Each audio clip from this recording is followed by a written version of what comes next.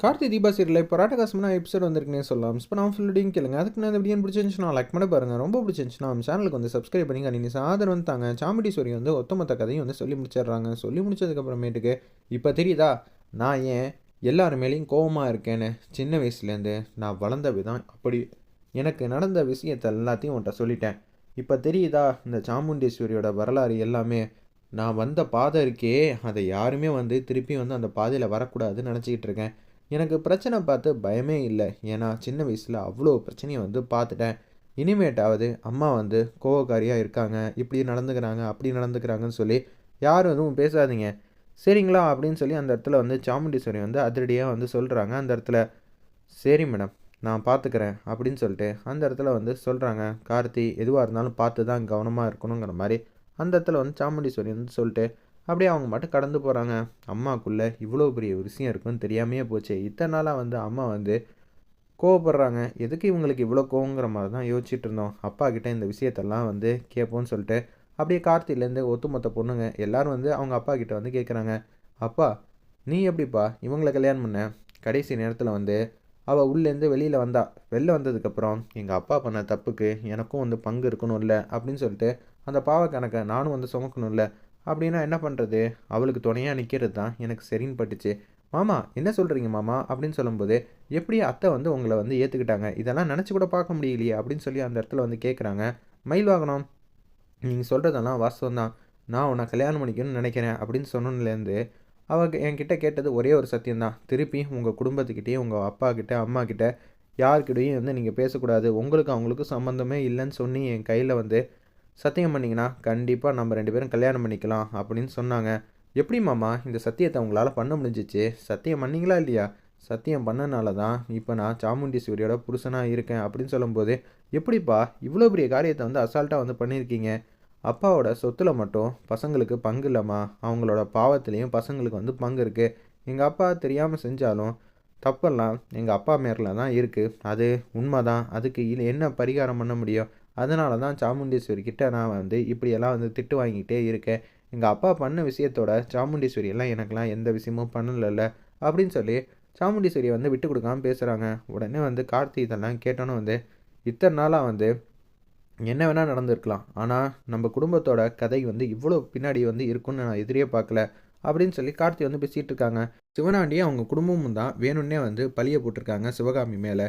இந்த விஷயம்லாம் வந்து மேடமுக்கு நல்லாவே தெரிஞ்சிருக்கு. அப்படி இருக்கிற சுச்சுவேஷனில் திருப்பி திருப்பி அவன் மேலே தப்பை வச்சுக்கிட்டு இங்கே உட்காந்து வந்து சீண்டிக்கிட்டு இருக்கிறதெல்லாம் சரி வராது. நான் அவனை பார்க்க தான் போகிறேன். சிவனாண்டியை உண்டில்லன்னு ஆக்க போகிறேன். ஏன்பா அவன் ஊருக்கு போய் அவன் வீட்டுக்குள்ளே போய் சவால்லாம் விட போறியா? வேணாம் தம்பி அப்படின்னு அந்த இடத்துல வந்து சொல்கிறாங்க. கார்த்தியோட மாமா சாமுண்டீஸ்வரி ஹஸ்பண்ட் வந்து வேணான்னு சொல்கிறாங்க. சும்மானே இருங்க, இது நம்ம குடும்பம். இத்தனை நாளாக வந்து சிவனாண்டி கிட்டேயும் நம்ம கிட்டேயும் என்னென்ன பிரச்சனை இருக்குன்னு நமக்கு தெரியாது. சிவனாண்டி தான் வந்து அவங்க குடும்பம் தான், அவங்களோட அப்பா தான் வந்து சிவகாமி வீட்டில் வந்து நகையை போட்டு சாமுண்டீஸ்வரி கண்ணு முன்னாடி இவ்வளோ பெரிய பிரச்சனையை வந்து ஆரம்பிச்சிருக்காங்க. அப்படி இருக்கிற சூழ்நிலையில் அவங்களுக்கு கோபம் வேற வருதா? இதை நான் பார்த்துக்கிட்டு சும்மா இருக்கணுமா? அவன் ஏரியாக்கே போக போகிறேன் அப்படின்னு சொல்கிறாங்க. அந்த இடத்துல இவன் உண்மையாக தான் சொல்ல போகிறான்னா சிவனாண்டி கிட்ட வந்து சண்டை போடுறதே பெரிய விஷயம். இதில் அவன் ஊருக்குள்ளே போய் அவன் வீட்டில் வந்து சவால் விடுறதெல்லாம் ரொம்ப வந்து பெரிய விஷயமா இருக்கே. இவன் மேலே எனக்கு சந்தேகமாக இருக்கேன்னு சொல்லி மயில் வாங்கின வந்து யோசிச்சிட்டே இருக்காங்க. கார்த்தி மட்டும் போகிறேங்கிறாங்க. அந்த இடத்துல ரேவதி வந்து எதுக்கு தேவையில்லாம பிரச்சனை பண்ணிகிட்டு இருக்க, அதெல்லாம் ஒன்றும் வேணான்னு தடுத்தும் கூட நம்ம கார்த்தி வந்து கேட்கவே இல்லை. மாதம் வந்து போகிறாங்க. கார்த்திக்கே தெரியாமல் வந்து அப்படியே சிவனாண்டி ஊருக்குள்ளே வந்து போகிறாங்க. இதெல்லாம் நமக்கு தேவையா? இருந்தாலும் கார்த்தி இருக்காப்லையே என்ன பண்ணுறாரு ஏது பண்ணுறாருங்கிற விஷயத்த வந்து தெரிஞ்சுக்கணும்னு சொல்லிட்டு மயில் வாங்கினோம் மாட்டுக்கும் பின்னாடியே ஃபாலோ பண்ணிகிட்டு இருக்காங்க. லேக்கா இருக்காங்களே சிவனாண்டியோட ஒய்ஃபு, அவங்க வந்து ஒத்தனை வந்து கொடுத்துக்கிட்டு இருக்காங்க. சாமுண்டீஸ்வரிக்கு தெரியாமல் வந்து வந்திருக்காங்க. ஏங்க நீங்கள் வேறு அவங்கிட்டலாம் மோதுறீங்க? அவன் அங்கே வருவான்னு நான் கனவாக கண்டேன். என்னால் நம்பவே முடியல. ஆமாங்க, அவன் அடிக்கடி நம்ம வழியில் வந்து வந்துக்கிட்டு இருக்கான். பிரச்சனை மேலே பிரச்சனை பண்ணிகிட்டு இருக்கான். அவன் மூலக்காரங்க. அவன் ரொம்ப புத்திசாலித்தனமாக ஹேண்டில் பண்ணுறான். எங்கள் அக்கா மாதிரி கோவப்பட்டால் கூட பரவாயில்ல, ஈஸியாக வந்து ஜெயிச்சிடலாம். அவன் சூப்பராக வந்து விளையாடுறாங்க. அவன் கூட விளையாடணும்னா நம்ம இன்னமும் வந்து பொறுமையாக வந்து இருக்கணும்.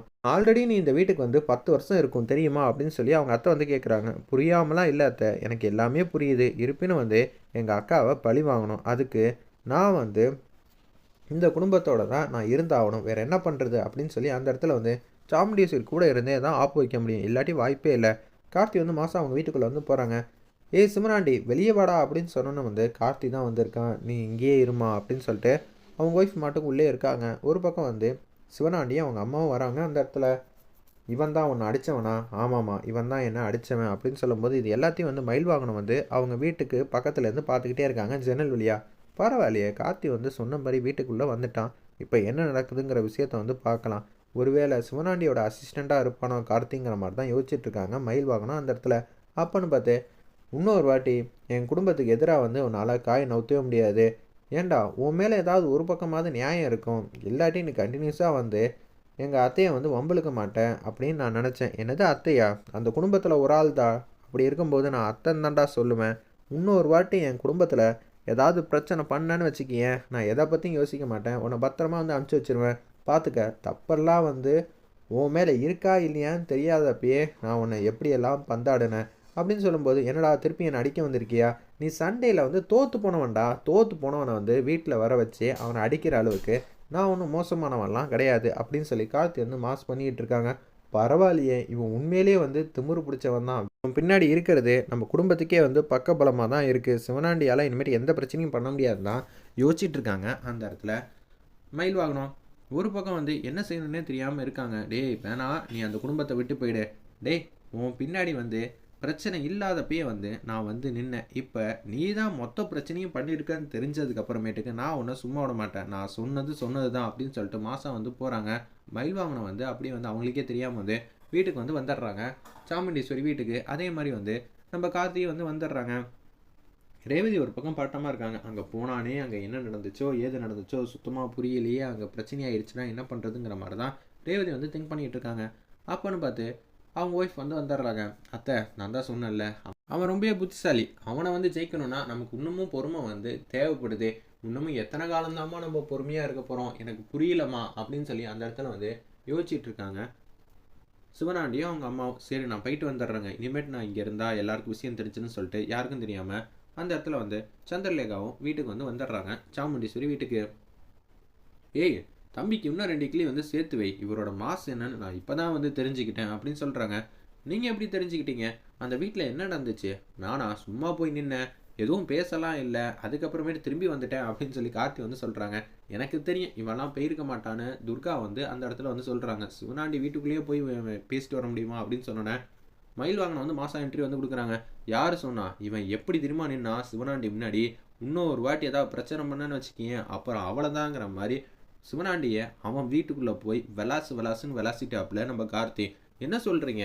எனக்கு கார்த்தி மேலே சந்தேகமாக இருக்குது. ஏன்னா கார்த்தி பின்னாடியே வந்து ஃபாலோ பண்ணிட்டே போனேன்னா ஒருவேளை சிவனாண்டியோட அசிஸ்டண்ட்டாக இவர் இருந்துட்டா என்ன பண்ணுறதுனா பின்னாடியே போனேன். ஓ உங்களுக்கு அது மாதிரிலாம் வேற தோணியிருக்கா? சரி சரி சேர்த்து வைமா. நம்மளுக்காக வந்து எவ்வளோ தெரியுமா வந்து இவர் கஷ்டப்பட்டுட்டு இருக்காரு. தெம்பாக இருக்கும். ஏன்னா அவ்வளோ டைலாக்கு பஞ்ச் டைலாக் எல்லாம் பேசிட்டு வந்திருக்காங்க. துர்கா வந்து அப்படியே கார்த்தியை வந்து லவ் பண்ணுற மாதிரி காட்டுற மாதிரி எபிசோட அருமையாக மாசாக முடிச்சிருந்தாங்கன்னே சொல்லலாம்.